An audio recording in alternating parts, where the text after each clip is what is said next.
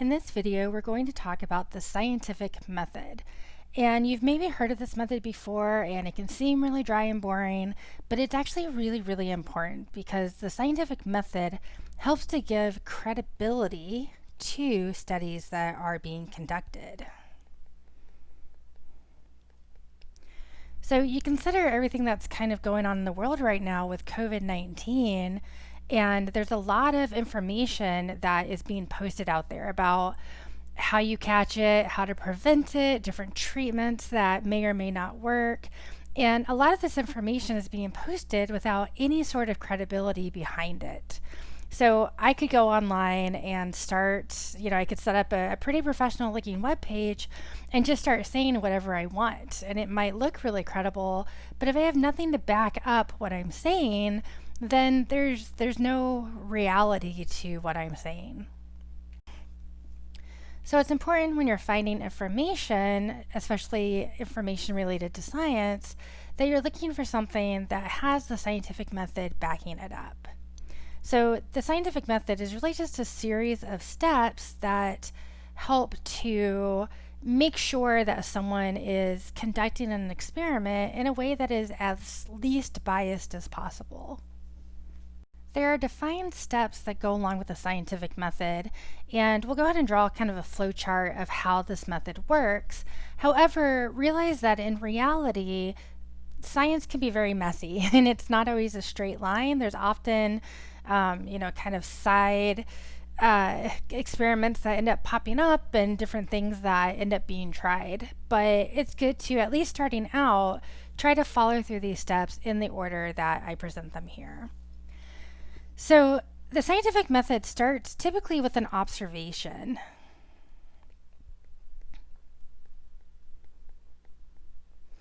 All right, so you see something happen and you wonder why it's happening. So that observation typically leads to a question.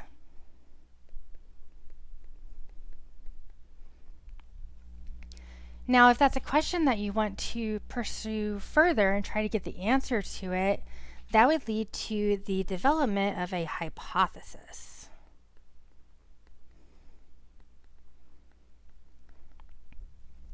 And I'll go ahead and add prediction here as well, because these two go hand in hand.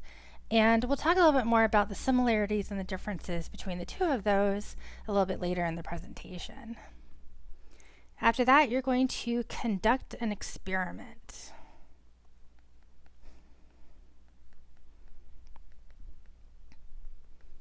And the experiment is going to hopefully test the hypothesis. So we'll say conduct experiment to test hypothesis. After you conduct your experiment, or really as you're conducting the experiment, you're going to collect data. And then you're going to analyze that data.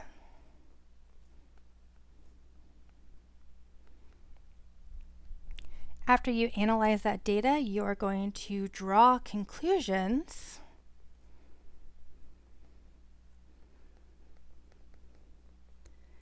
as to whether the data that you collected supported or rejected the hypothesis. So you're going to draw conclusions as to whether data support or reject the hypothesis.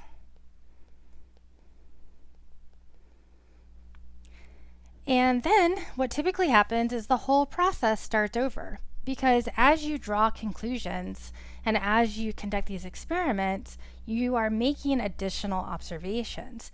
And those additional observations lead to additional questions, which lead to additional hypotheses. So in reality, science never stops.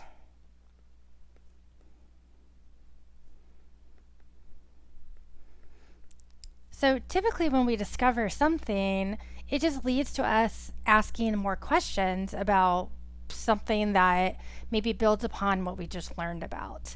And so sometimes science can be frustrating because you hear something that gets posted or published that says one thing, and then you might hear later that there's something else that contradicts what you originally heard. And that's because science is always open to revision.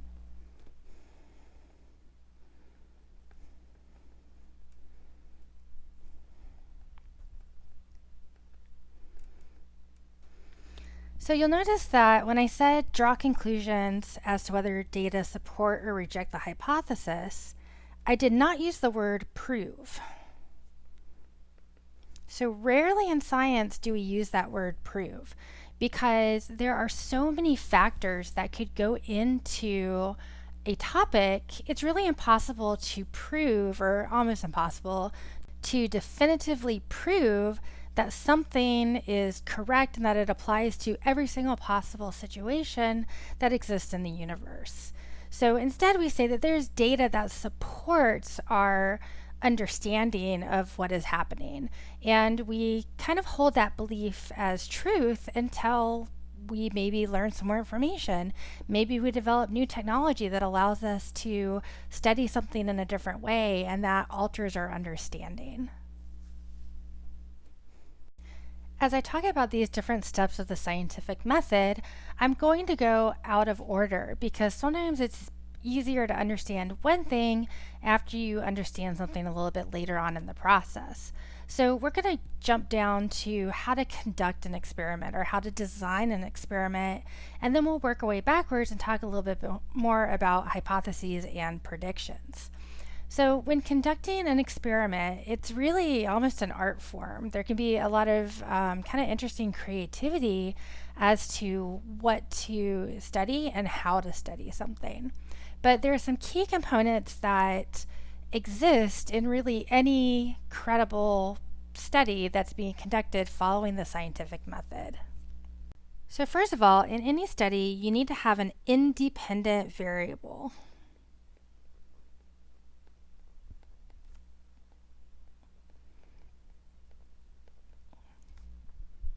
And we often abbreviate this as the IV. And you maybe have heard it referred to as the manipulated variable.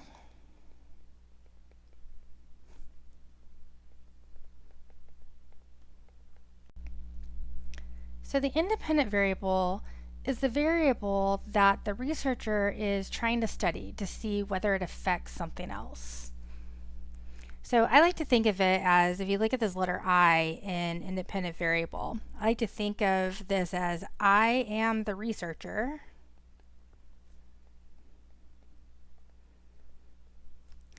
and I am deciding what to study.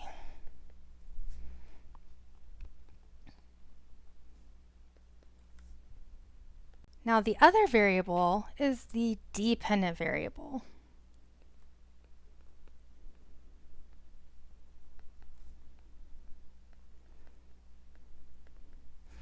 Which we abbreviate as the DV. Now the dependent variable, I like to think of it as the data. So it starts with the letter D, and that D to me stands for data. So this is the outcome, or the information that is observed and recorded or written down. Now, if you think about the independent and dependent variables as being in a cause and effect relationship, the independent variable would be the cause, and the dependent variable would be the effect or the outcome.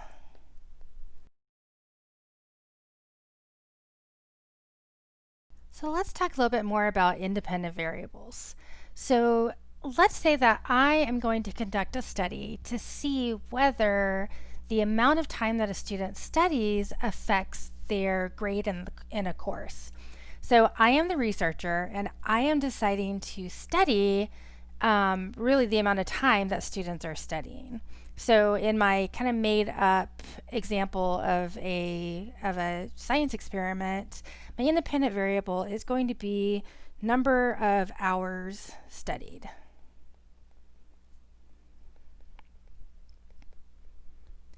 Now I can have multiple treatments. So treatments are just kind of different values or amounts of the independent variable that I am studying.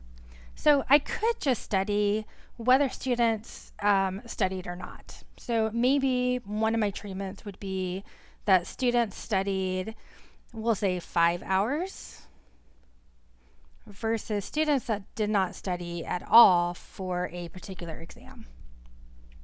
Now I could go a little bit further, and instead I could have maybe 5 different treatments. And so maybe I break students up into groups. One group doesn't study at all. Another group studies for 1 hour. Another group studies for 2. Another group studies for 3. And another group studies for 4. So now I've got 4 treatments of this independent variable, but I still only have one independent variable. I'm still looking at the number of hours that were studied. I'm just looking at different treatments of the amount of study time that was being studied. So now let's take a look at the dependent variable in this hypothetical study that I'm setting up. So the independent variable, remember, is the cause, or the input. And so now I want to look at the output. So I assign these students to be in different groups to study for different amounts of time, but how am I going to test whether the amount of study time actually does anything to help the student? So in this case, my dependent variable, let's say, would be exam scores. So let's say I have 100 students, and so I put 20 students into each of the different treatments. So I have 20 students that don't study at all, and I have 20 students that study for 1 hour, 20 students that study for a second hour, 20 students that study for a third or for 3 hours, and 20 students that study for 4 hours. And then I have all 100 of those students take the exact same exam to figure out whether there's a difference between the number of hours that a student studies and how well they do on the exam. Now, a note about data and dependent variables. So remember that the D here we're going to think of as data. And one thing to note is that dependent variables can, or the data can be kind of classified as either quantitative or qualitative. And the key difference between these two types of data is whether numbers are involved or not. So quantitative, you can think of the word quantity. So there are going to be numbers that you can write down. Qualitative, you can think of the word quality. And this is more of just kind of looking at something and deciding whether it is a certain quality. So what we mean by that. So let's do kind of a compare and contrast here of the two. So we could say that the dependent variable is whether students do well on the exam or not. So we could say that we can compare good scores versus bad scores. Okay, but there's a problem with this here because good and bad is subjective.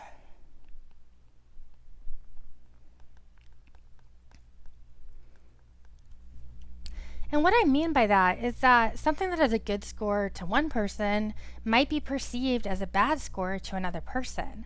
So for example, a C is a passing grade. So if someone's really struggling in a class and they've been getting failing grades on exams, then a C is something that might be perceived as a really good score.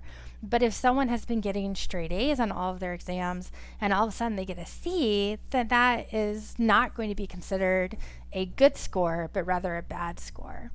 So instead of that, we could actually go with the actual score values. So we could look at our students and actually write down, did they get a 76 on the exam? Did they get an 80 on the exam? Did they get a 92, etc., etc.? So in science, we want to stick with quantitative data over qualitative data. Now, is it bad to write down qualitative observations? And the answer to that is no. It's still good to write stuff like that down because it might lead you to another hypothesis that you can then test out quantitatively. So, for example, maybe the qualitative data that I write down is that I noticed that students that were really struggling in the course tended to do better when they studied for more amount of time. Now, that's a very subjective, just kind of me looking at, well, these students weren't doing well and now they're doing better. But then I could maybe do another experiment where I take only the students that were originally failing in the course and then maybe rerun this same experiment to see how they do after they have these kind of defined study times. So it's still good to write down qualitative data, but it's not data that you're going to analyze. So you want to make sure that your dependent variable is quantitative. So to kind of finish this discussion of quantitative, so we said that qualitative data or qualitative observations are subjective. So quantitative is objective.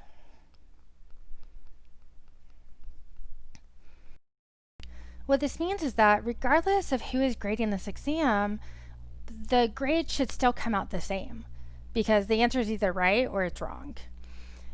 So think of like a multiple choice exam where if the answer is A, it doesn't matter if I'm grading the exam or my colleague is grading the exam. If the student puts down B, it's wrong. If they put down A, it's right. Quantitative data is also typically collected using some sort of instrument. So over here I'll write collected using instruments. So that's not always the case, but think about things like rulers, scales, etc., etc. Whereas qualitative data is typically collected just using your senses.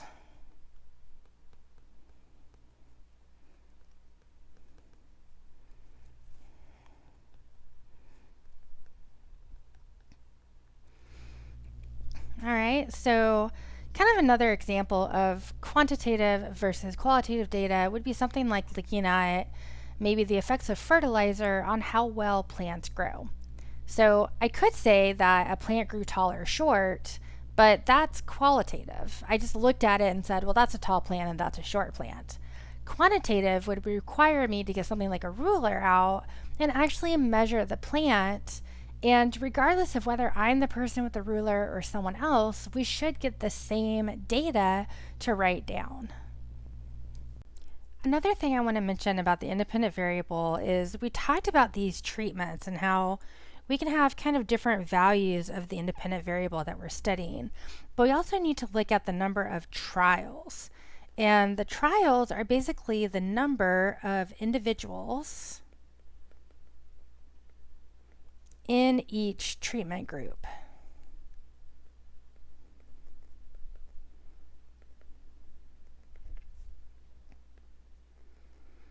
So for example, we don't want to have just one person in the group that studied for 0 hours and one person in the group that studied for 1 hour and one person in the group that studied for 2 hours and 3 hours and 4 hours, because that's a sample size of 1. So when we're talking about trials, we're kind of talking about things like sample size. And we want our sample size to be greater than 1. Generally speaking, more is better. But it is possible to have too much data. There are also limitations with any scientific study, especially with things like time and money. So it's impossible to study every single human on the planet Earth. And so you don't want to study, just one person, but you can't study all 8 billion people on the planet Earth. But it is better to have maybe 100 test subjects versus just 10. Now, you've maybe heard this term of a controlled experiment, and it's really important that experiments are controlled. And so, what do we mean by this? Well, I look at the first letter in the word controlled. So, look at the letter C. And there are two other kind of C qualities that have to be part of an experiment in order for it to be a controlled experiment. So the first kind of thing that has to happen is that there has to be some sort of comparison. And what I mean by that is think about the independent variable.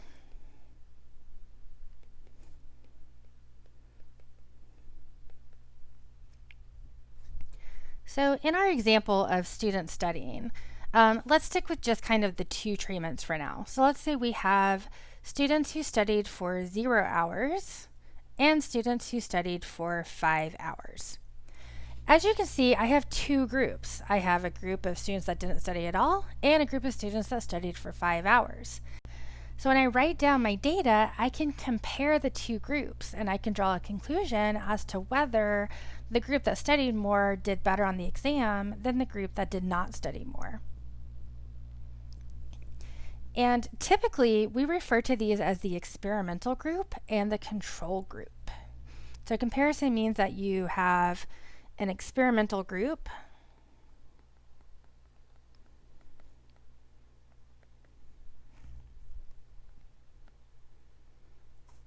and a control group.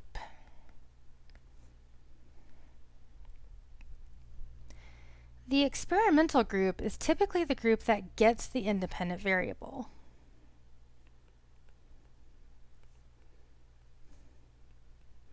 In this case, we would say probably that the students that studied for 5 hours were the independent variable group. Now, the control group can get a little tricky. You could think of it as the placebo group, or the group that does not get the independent variable.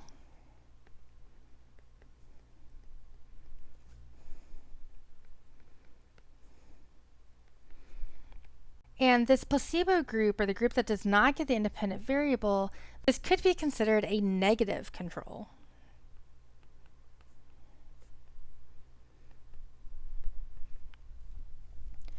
Oftentimes when you're working with chemicals in the lab, the control group will just get water.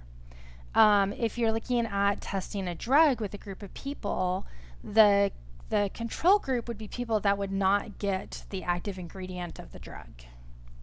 Now, it is possible to also get a positive control.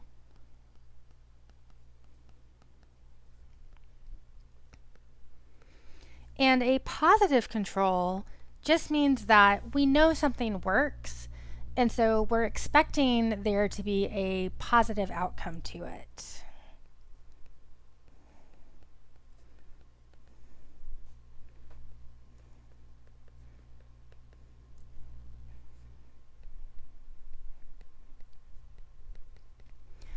So for example, let's say we're testing a new type of medication that is supposed to take away a headache. Well, we know that ibuprofen is a drug that can relieve headache pain. And so we might have a situation where one group of people gets ibuprofen for their headaches, and then the other group of people gets the new drug that's being tested. So in that case, the ibuprofen is the positive control. We know it works, at least for some people. And we could also have another control group where they don't get any drug, and then that would be the negative control. So it's even possible to have a positive control and a negative control and an experimental group all kind of wrapped up into an experiment. But don't worry too much about getting too caught up in all of this. Remember, the main thing that we care about is this comparison. Are we able to compare at least two groups to see if there is a difference between the two of them? When deciding what the control group is or how to set up a control group, the key thing here is that you know what to expect. So with the control group, you know what the outcome should be.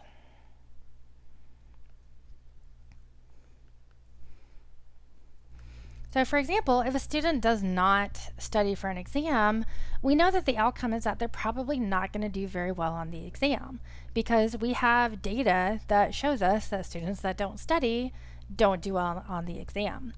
Same thing with testing a new drug. We know that if we give someone if we give one group a drug and another group doesn't get a drug at all, we don't expect the group that doesn't get the drug to have a positive result. We expect them to not be treated for whatever condition they're trying to be treated for.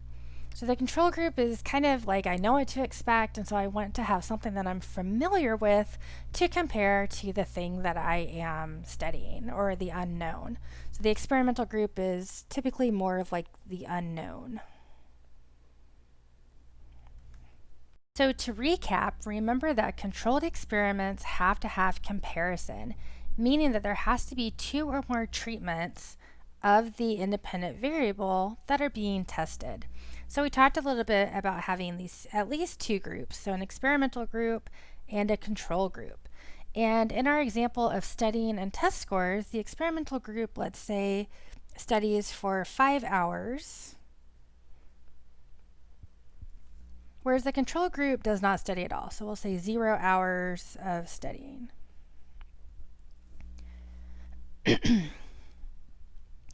Now, the second aspect of a controlled experiment has to do with what I like to call consistency.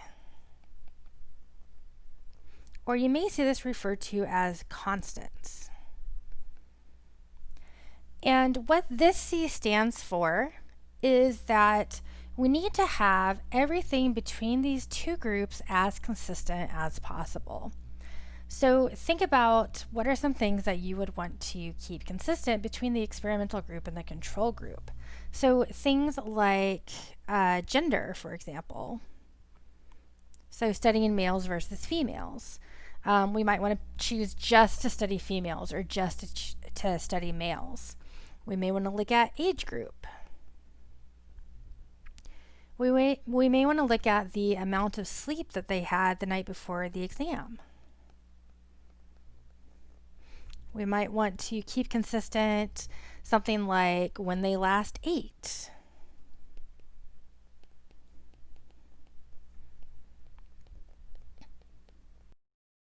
We might want to look at how well they did on previous exams.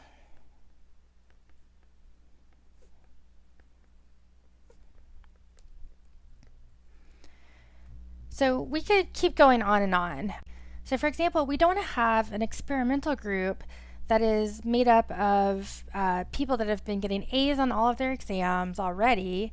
They sleep at least 8 hours each night and they eat a healthy diet, versus a control group where we put people who have been failing all of their other exams, they didn't sleep well last night, and they eat junk food. Because now we've kind of skewed, or we've really kind of muddied up what our independent variable is. Because now, are we studying the effect of study time on exam results, or are we studying the effect of how much they slept the night before, or their eating habits, or how they did on previous exams?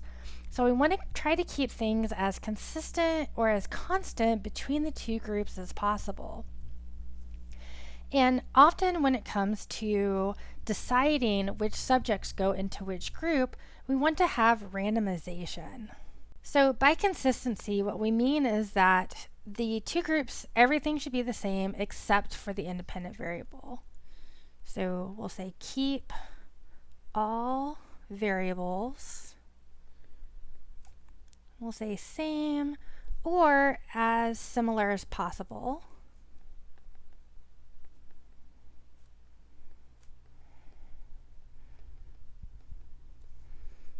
Between the 2 groups, except the independent variable. Because remember, we have to change up the independent variable because that's what we're studying. But everything else should be as consistent as possible. Even things like the room that they're taking the test in. So they should be taking the same test in the same environment.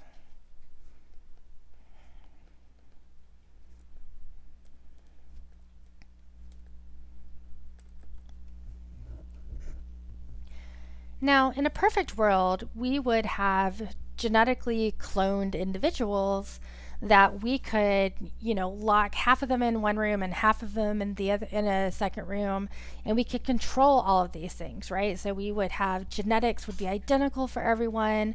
We can make one group sleep for 8 hours and the other group, we can make both groups, I guess, sleep for 8 hours. We could feed them the same diet, et cetera, et cetera.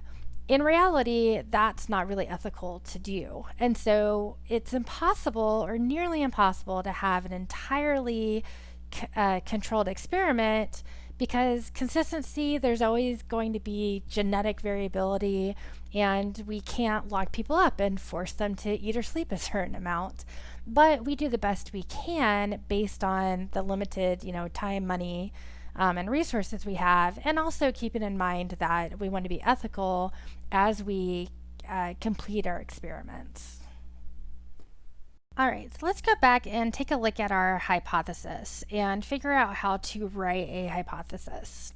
Now, a hypothesis is a statement that sounds like a fact usually.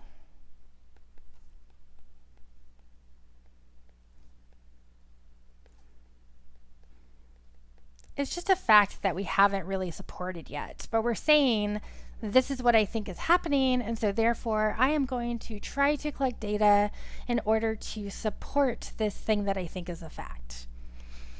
Now, the statement has to have kind of two important qualities to it. First of all, it has to be testable.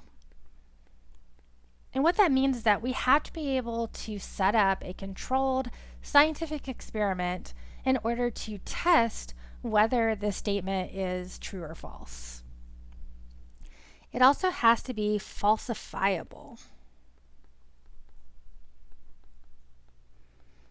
So is it possible that through our experiment, we would be able to say that no, that is not correct, or no, our data does not support it? So there are certain things that cannot be tested using the scientific method. So usually things related to like philosophy and religion, because they're not testable and they're not falsifiable. That we can still study them and we can look at history and we can have thought experiments, but they're not science. They're just, it's different, and there's not a way to study those things with the scientific method. So in my opinion, the easiest way to write a hypothesis is to start with identifying what your independent variable is. So you can say the independent variable, and then some sort of word that describes this cause and effect relationship between an independent variable and a dependent variable. So come up with your independent variable, and then you can say that it causes or affects, or you could say it increases or decreases, etc., etc. And then you put your dependent variable on the end. And congratulations, you have written a hypothesis. So in the example that we've been using, I've been saying that the independent variable is the number of hours an individual studies, and the dependent variable is how well they do on an exam. So I could say that the number of hours studied affects exam scores. And I have written a valid hypothesis. So it can be easy to get very caught up in how to write a hypothesis, but it doesn't need to be. You can just follow this formula and you have a hypothesis. Now, a hypothesis typically goes hand in hand with a prediction, but they are technically different things. So a prediction typically takes on an if-then statement. So kind of the formula that I like to use is if the independent variable, then the dependent variable. And predictions, they often are a little bit more specific than a hypothesis. And so, for example, I could write if students study for more hours, then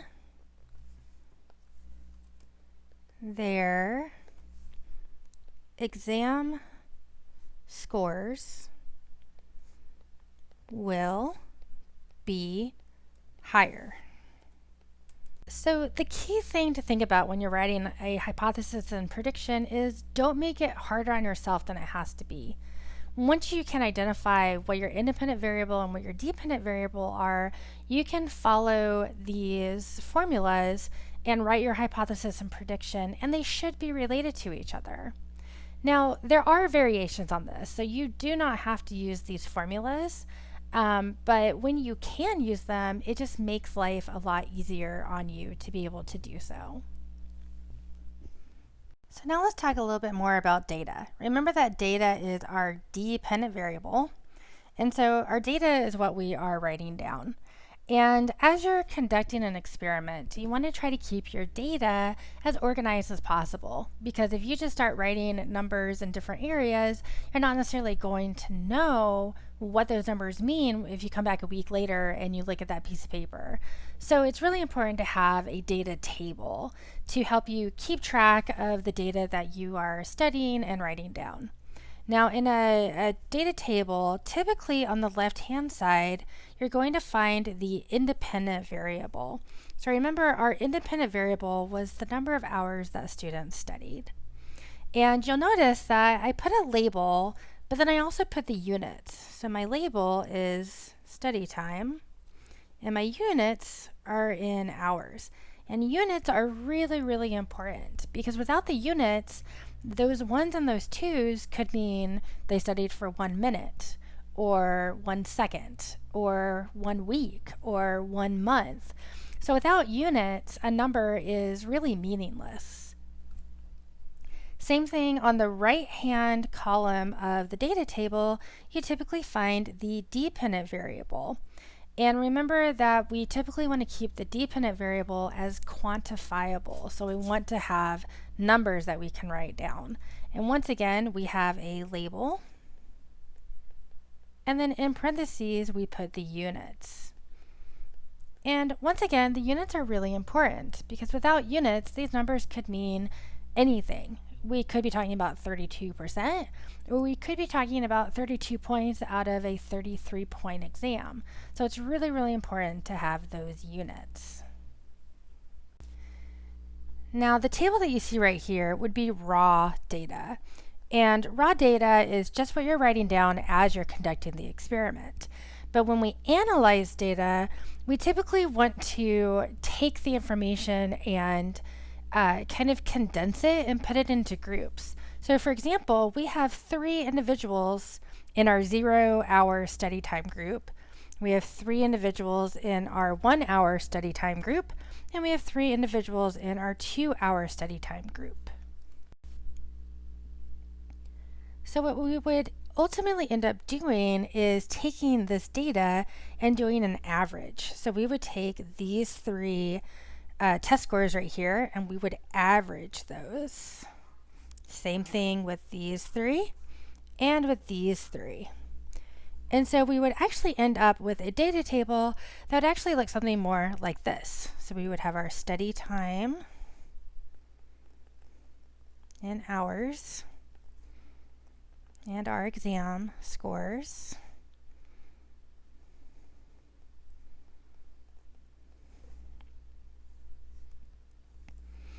And then we would really just be looking at 3 data points here.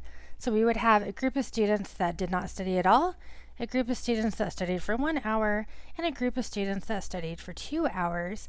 And then we would look at the average exam score here. So to calculate the average, you add up the numbers and then divide by the number of numbers that are there. So for example, we would take 32 plus 52 plus 61 and then divide by 3. And that gives us an answer of 48.3. For the group of students that studied for 1 hour, we would take 50 plus 65 plus 73 and divide by 3, and that would give us 62.7. For the group of students that studied for 2 hours, we would take 79 plus 83 plus 92 and divide by 3, and that would give us an answer of 84.7. So the data in this data table is the analyzed data.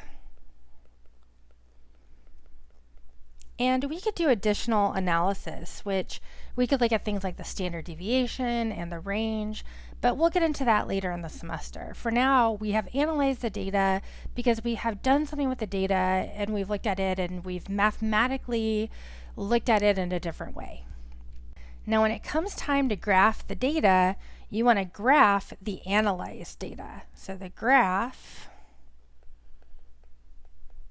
is going to be of the analyzed data. Do not graph the raw data because raw data is very messy and it doesn't really tell us anything. It's just a whole bunch of numbers that are hard to understand.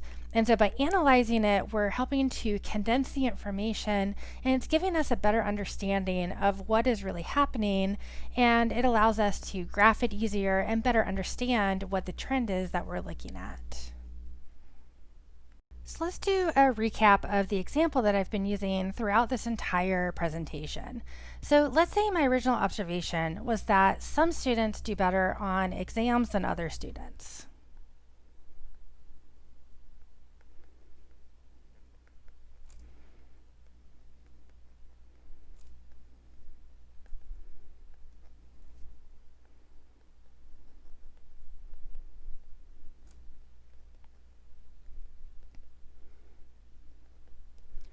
So this observation could lead me to developing a question. So maybe my question is, why?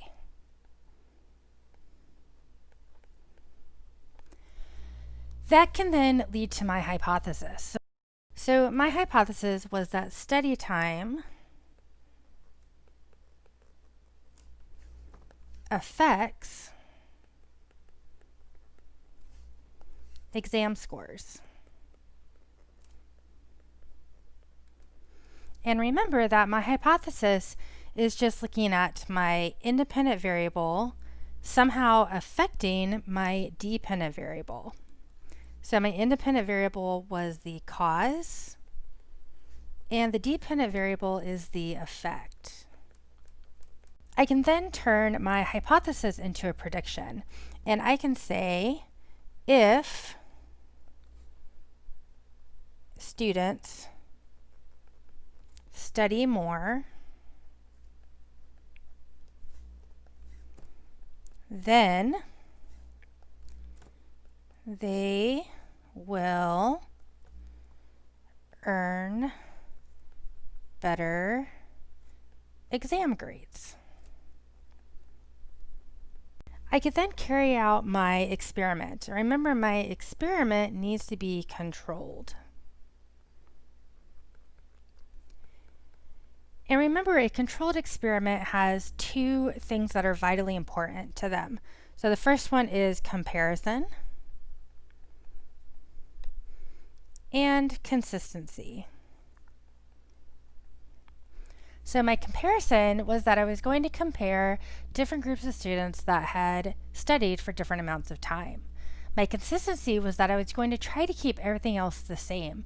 So I was going to use the same exam. I would have the students take the exam in the same exam environment, so the same room. I would make sure that things like maybe time of day, so they all take the exam in the morning.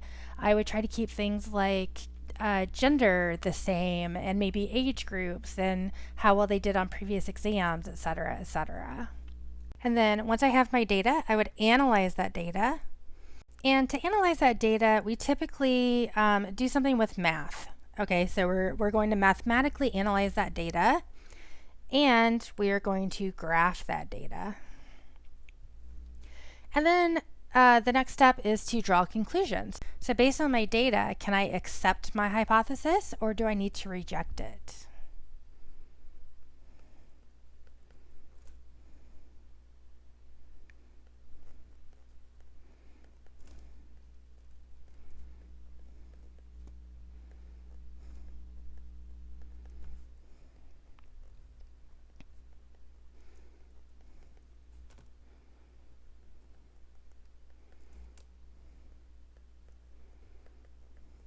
So, for example, if I conducted this study and the students that did better on the exams were also the students that studied more, then I would accept my hypothesis that study time affects exam scores. And my prediction will also be correct that the students that studied more did better on the exams. Now, if the exam scores, if there was no difference between the group of students that studied and the group of students that didn't, I would have to reject my hypothesis and say that studying or the amount of time spent studying does not affect the exam score. And then with any good study, we would typically go back to the beginning because conducting this study has probably brought up a lot of other observations that lead to additional questions.